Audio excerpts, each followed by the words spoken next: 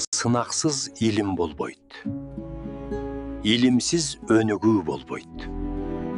Илим адамды жетилтүүчү эң улуу байлык. Көп билүү эмес, туура билүү маанилүү. Коомдун өнүгүүсү билим менен тыгыз байланышта. Тарых өткөн окуялардын жыйындысы эмес, сабак. Билимсиз адам же жолсуз калган саякатчы сыяктуу. Акыл адамды жогору көтөрөт, ал эми наадандык кул кылат. Бүгүнкү ачык сабакка активдүү катышкыла балдар. Баарыңарга ийгилик каалайм.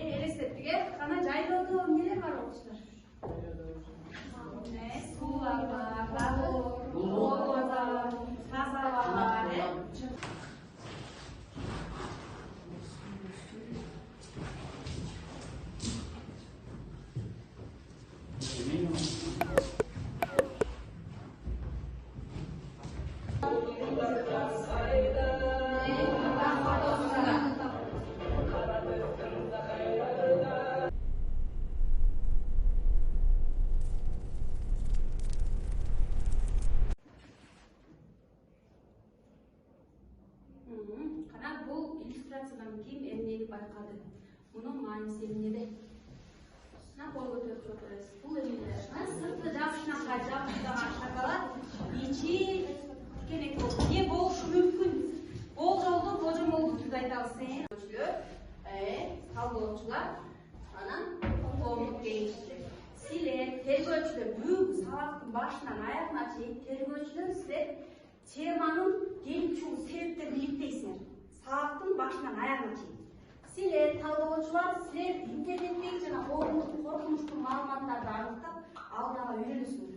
Силер маалымат топтойсуңар, интернеттен. Силер талдоочулар. Коомдук кеңешчилер эл арасында түшүндүрүү иштерин жүргүзүп, силер элдерди биримдикке чакырасыңар. Эми демек биздин бүгүнкү темабыз радикализм, экстремисттик жана террористтик уюмдар. Радикал деген сөз ашкере көз караштарды кармаган адамдарды радикал адамдар дейбиз. Мисалы, динди ашкере эми сабагыбыздын максаты окуучулар биз бүгүн баарыбыз тынчтыкка, салгылуулукка, адептүүлүккө үйрөнөбүз жана экстремизмдин зыяндуулугун билип түшүнөбүз. Ошондой адамдар өз идеялары үчүн жок кылууга жана өлтүрүүгө даяр болгон ишенимдин экстремалдык формасы. Экстремизм башка көз караштарды четке аткан радикалдуу идеялардан башталат. Бирок сөздөр иш аракетке айланганда бул террорго айланат. Террористтер курмандыктарын улуту же дини боюнча тандашпайт. Алар бейкүнөө адамдарга кол салышат. Өз ишеними бар адамдардын бардыгы эле экстремист эмес экендигин унутпоо керек. Бирок эгерде идеялар жеккөрүүчүлүктү жана зомбулукту жайылтса, анда алар коом үчүн коркутуу болуп калат.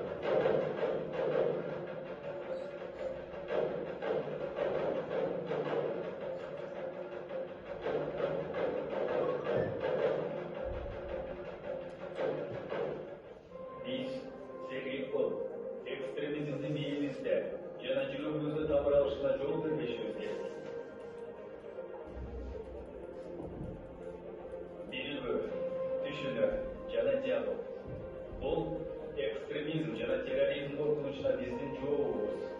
Биз чогуу күчтүүбүз жана баардык кыйынчылыктарга турушуп бере алабыз. Согушта эмес, тынчтыкты тандайлы. Жек көрүү эмес, сүйүүнү. Ушундай жол менен гана биз террорго орун жок келечекти кура алабыз. Bundan arka temamı düşündürdüm. Ben de ağrı o iştegen topko bağ öğretinde men gerekçeleri berem. Türsüz darağını bulasın. Bugünkü temaga baylanıştırıp türsüz darağını bulup maanisini düşünüp beresiniz. Alem ne ister olsa bozu bekem de ister dağı bugünkü temaga baylanıştırıp bozuyu düşündürüp ayıp beresiniz. Kurayısına düşündürüp ayıp beresiniz. Maanisini düşündürüp sonra ana telefonda o ağzını sizler olsa o tutan okuçu bilim canaatı anan ağzınızda şu üçünün bu cihazda nemesi var, diyalog var. Şu diyalogtu var. Ben başalaman jarashıp koyğum. Sizler uşulardı ordu-orduna menen okup, aklındaş aytmanda sizler diyalog tüzüyorsunuz. Siz tanırız beklemde. Ошол менен жашоосуз. Жакшы, демек биз эмне кылат экенбиз? Тамырыбызда жок болот, туура экенбиз, адамдарга пайдабыз тийбейт, өзүбүзгө гана зыян болот. Жакшы, азыр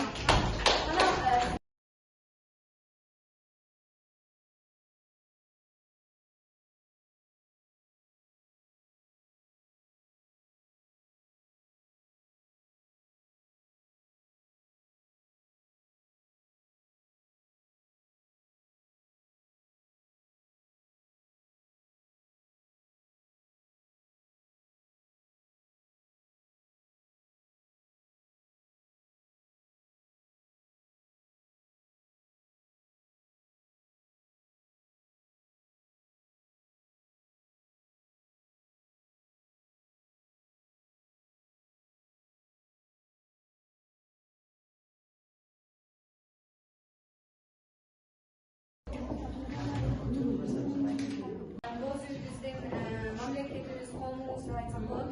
Эгерде биз ошо сабатсыздыктан, экстремизмди бөлө баштасак, аны кабыл ала баштасак, биздин боз үйүбүз урап түшүп калат. Аны биз жол бербеш үчүн өзүбүздүн биримдилигибизди сакташыбыз керек. Жана ошондой эле түндүктүн алдында эч качан ошо экстремизм адамдар жашабаш керек. Бул түндүктүн астында башкача айтканда тынч жашоону сүйгөн адамдар гана жашайт деп айта алабыз. Андан кийин бул жердеги уктар бул ошо элдик биримдигин сактап турат деп айтсак болот. Бул ошо уктай болуп, бири-бирибизге бекем болуп, ар дайым ошо бириктирип, бирдиктүү болуп жүрүшүбүз керек. Андан кийин бул керегелер дагы бул ошо боз үйдү алып турат деп айтсак болот, көтөрүп турат деп айтсак болот. Бул башкача айтканда бул жаман нерселерден арылып, жакшы нерселерге үндөп турат деп айтсак болот. Андан кийин бул босоого кире бериш болуп саналат. Кире бериштен дагы биз ар кандай ошо жаман кишилерди киргизбөөгө аракет кылышыбыз керек. Себеби алар ошо үйдүн кутун кетирет деп айтсак болот. Үйдүн кутун кетирет. Ошондуктан биз алардан дагы арылууну тандашыбыз керек. Ошондой эле бул ошо боз үйдүн астында эч качан мындай экстремизм адамдар жашоону баалабаган, ошондой эле ошо адамдын укугун баалабаган адамдар жашабайт. Бул жерде ошо эмгекти сүйгөн адамдар гана жашайт деп айтсак болот. Жакшы. Азыр биздин топ курап чыкты талоочулар, эми баарыбызга чогуу урайлы. Мына бул балдар эмне деп аталат бизде? Булар эмнеси? Кереге. Эгерде бекем туруш үчүн кереге эмне кылабыз? Биз катуу байлайбыз, кереге бири-бири менен жанашып туруш керек. Демек керегени биз элдердин биримдигине, ынтымагына салыштырабыз. Ал эми бул неси, бул эмнелери? Ууктар, эгерде биз бул бир уукту алып салсак, бул кыйшайса, анда биздин түндүгүбүз эмне болот? Түз турбайт, кубайт. Ошол ууктар түз туруш үчүн, кыйшайбаш үчүн дайыма боз үй биздин мамлекетибиз коомубуз деп айтсак болот.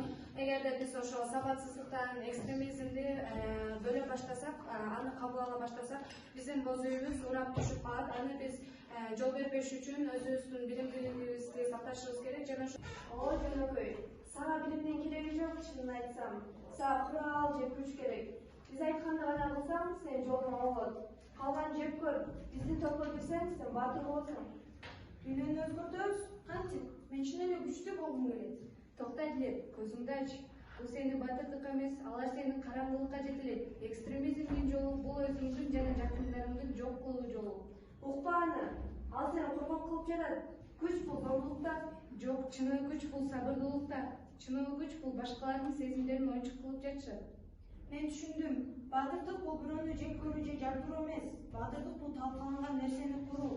Менин куралым курал эмес, менин куралым билим. Эй Адилет, эмнеге жалгызсың?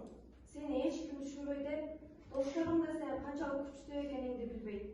Бизге кошул биз гана акыйкатты орнотобуз, башкалардын баары душмандар. Эгер биз бири-бирибизди жек көрсөк, үйүбүз кулайт, эсиңдеби? Биздин боз үйүбүздүн түндүгү эмнени билдирет? Ал бирдиктүү асманыбыз. Менин күчүм жек көрүүдө эмес, менин күчүм ынтымакта. Достор, интернеттеги ар бир чакырыкка ишенбегиле. Биздин тандоо тынчтык, анткени тынчтыктын тамыры терең билимде. Жүрөгүңөрдө жек көрүүнү толтурбагыла. Жакшы. Терроризмдин негизги объектиси курман болгондор эмес, тескерисинче Тирүү калгандар.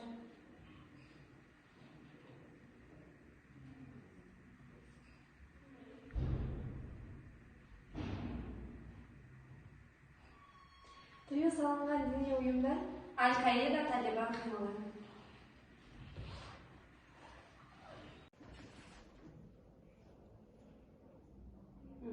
Кана бул иллюстрациядан кийин эмнени байкады? Мунун мааниси эмнеде? Колго төртүп көрөсүз. Бул эмнелер? Сырты жапышына жапышкан шоколад, ичи тикенек болуп. Не болушу мүмкүн? Болжолду божомолду түз айтабыз. Сен гана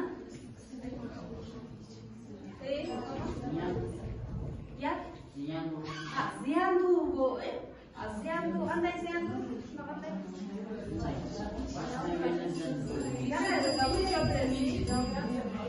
Ичи сырты жабылып, ичи калды. Дагы адам сыртынан аял жакшы көргөнү менен анын ичинен жамандыктар болушу мүмкүн, ал жаман болушу мүмкүн. Ошол себептен сыртынан карап кала бербеш керек. жакшы сонун.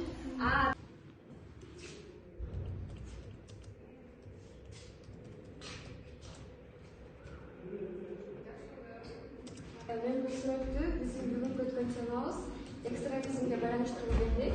Себеп дегенде бул экстремизмге кабылган адамдын баары, тагыраак айтканда ошо экстремизм болгон адамдар биринчиден өздөрүн ошол экстремизмге кабылган адамга өздөрүн жакшы көргөзгүсү келишет. Алар башынан эле ошо ага жакшы мамиле кылып, ар кандай жакшы нерсеге жетишине ынандырышат. Анан ошол себептен ал адам бул нерсеге аябай кызыгып, сыртынан жакшы көрүнгөндүктөн кызыгып бул нерсеге кирип кетет. Анан дал эле ушул сүрөттө кийин анын ичинде мындай жакшы нерсе эмес, тескерисинче ошо адамга зыян болгон нерсе, мисалы коркунуч, өзүнө ишенбөө жана ушул сыяктуу ошо адамга зыяндуу нерселер алып келиши мүмкүн жана ошонун натыйжасында бул адам бул нерседен кайра чыга албай калышы мүмкүн.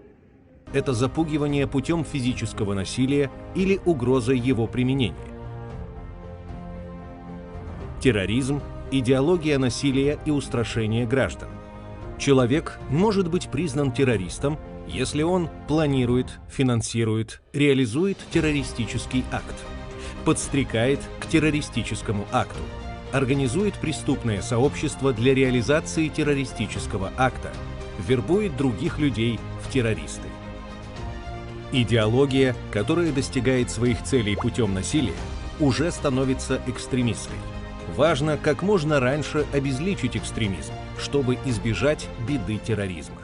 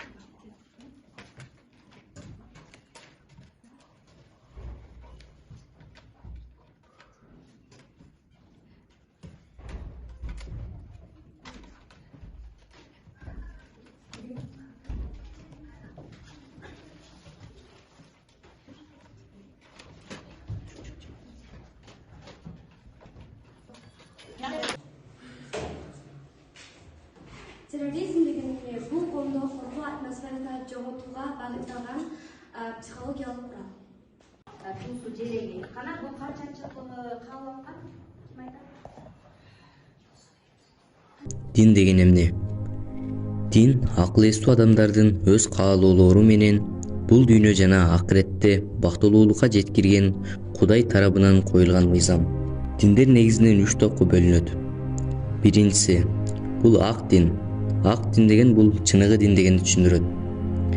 Алла тарабынан пайгамбарлары аркылуу адамдарга билдирилип, эч кандай өзгөрүүлөргө дуушар болбостон жана бузулбастан азыркы күнгө чейин келип жеткен дин. Бул сапаттарды алып жүргөн дин биздин динибиз болгон ислам дини. Ал эми экинчиси курмаланган диндер. Алла тарабынан пайгамбарлар аркылуу билдирилгенине карабастан кийинчерээк адамдар тарабынан өзгөртүлүп, өзгөгө бузулган диндер. Ал эми үчүнчүсү адамдар тарабынан ойдон чыгарылган диндер. Булардын пайгамбарлары алып келген диндер менен эч кандай байланышы жок. Бул биздин тынчтыгыбыз, топчулугубуз да. Эгерде буга экстремизм жол турган болсо, анда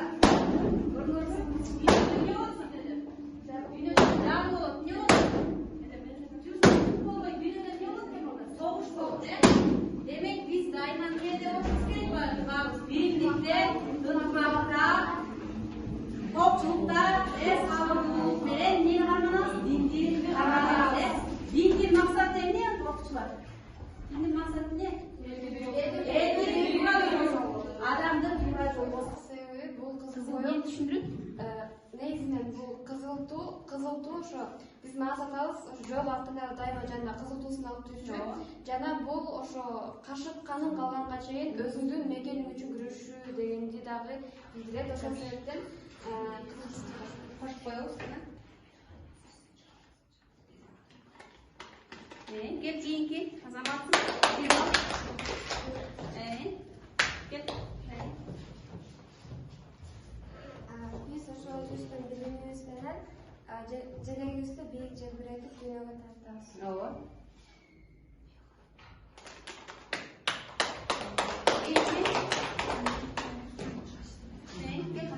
Кел, ким дагы ким чыгат? Кел билсең. Бул нактиңиз болот. Ал эми кызыл боёк болушу ушу акылдуулукка жана илимге болгон кадам болуп жакшы. Ушул билимибиз менен ушу биздин жерибизди дүйнөгө таанытып турабыз. Нуриса абдан жакшы айтып кетти. Суу деген биздин ниетибиз. Дайыма ниетибиз эмне болуш керек? Ак болуш керек, Кызылды жанагындай айтып кетти, биздин элдигибиз, билимибиз, Анан дагы айта беребиз, кана кошо беребиз. Ана дагы эмнелерди кошолу балдар? Ынтымакты кошолу, сүйүүнү, адилеттүүлүктү, калыстыкты. Мен айткам кел.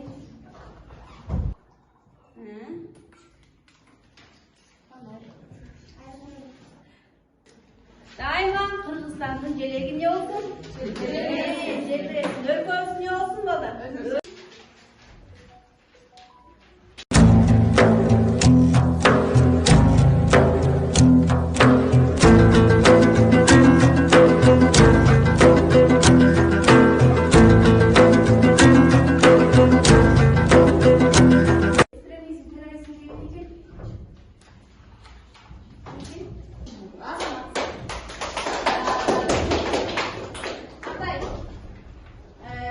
Ekstremistik, teröristik uyumlarga girip kettiğiniz sebepleri nedir? Sebepleri neden olan bolsa girip ketişetken adamlar? Neden olan? Arzuluktan, жокчулуктан, акча жок болсо дагы аркы айткандай эгерде эмне болсо ал мээрин көрбөсө, сүйүү көрбөсө, жакшы азаматка бүгүнкү сабакта баарыңар ачыктыңар, баарыңар азаматсыңар. Эми кийинки үйгө тапшырма окуучулар. Үйгө тапшырма